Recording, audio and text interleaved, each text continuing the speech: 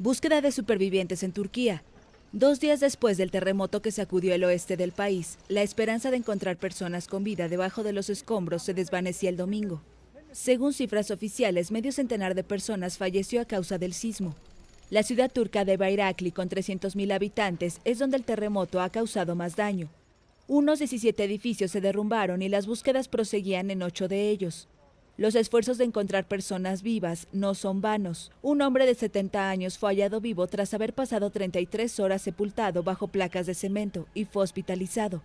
El terremoto fue de magnitud 7 según el Instituto Geofísico de Estados Unidos y de 6,6 según las autoridades turcas. El movimiento se sintió en Estambul y Atenas. Además provocó un mini tsunami.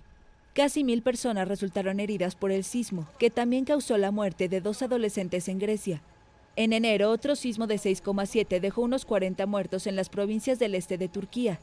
Ese país, como Grecia, están situados en una de las zonas sísmicas más activas del mundo.